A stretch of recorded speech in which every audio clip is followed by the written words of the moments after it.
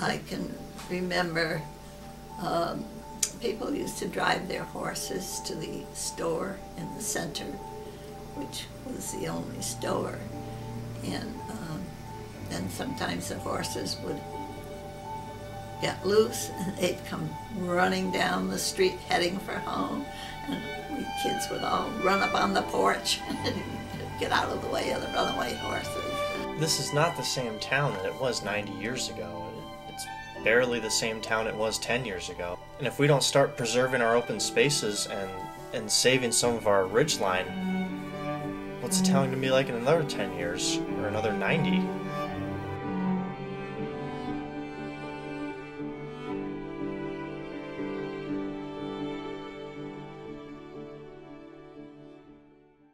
I'm Matt Jenkins. I worked at Ellington Supermarket from when I was 15 until the day it closed. Me and my friends created the film, The Supermarket. The fact of the matter is that this town is changing, and it's changing very rapidly. It's becoming more and more developed, and the scenic ridgeline that we look up at, the entire Connecticut River Valley looks up at, is becoming scarred by all these new houses, and there's no magic step that we can all take to put an end to all this. There's only little steps. An ideal small step to take would be to purchase this Manoca Hill property. The key thing that we've been working on is trying to balance some of the development, which is near impossible to stop. You can only just manage it. And so we've been trying to balance that with preservation and conservation. Rob Phillips, and this is Brett Phillips, the Ellington town planner. And I've been in Ellington for, well, we've been living in Ellington for a couple of years. I've been the town planner for 5 years.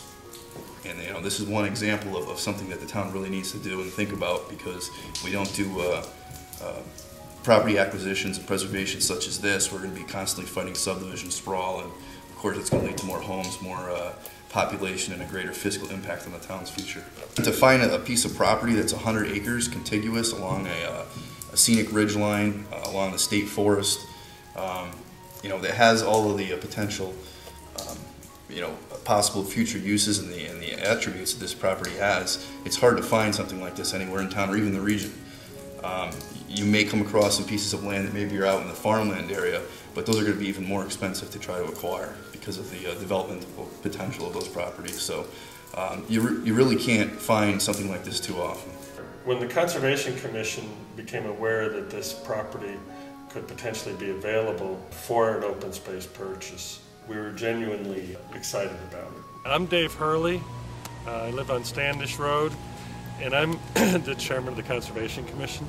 And the reason is because it's probably the largest tract of land available that's on the west face of this eastern ridgeline.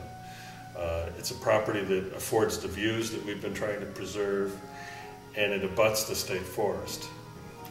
It really meets all the goals of the plan of conservation for preserving this portion of the town and the ridgeline character, and represents a significant opportunity for the town to move towards those goals.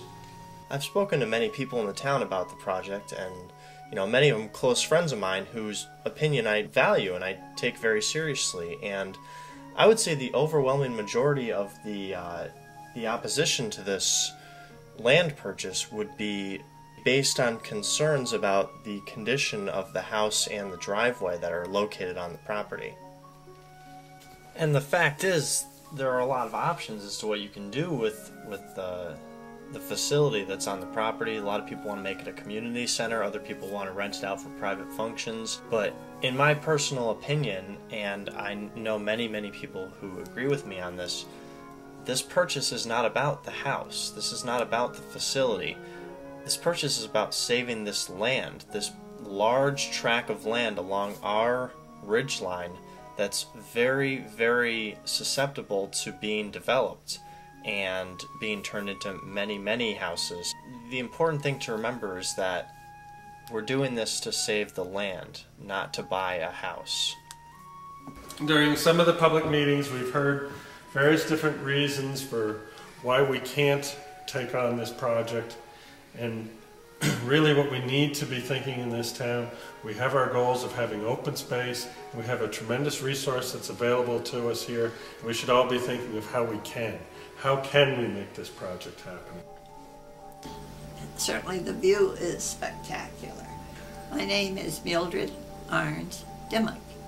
I was born in Springfield and moved here with my family in 1917 and have lived here ever since, except 6 months when I lived with my husband when he was in the Army during World War II.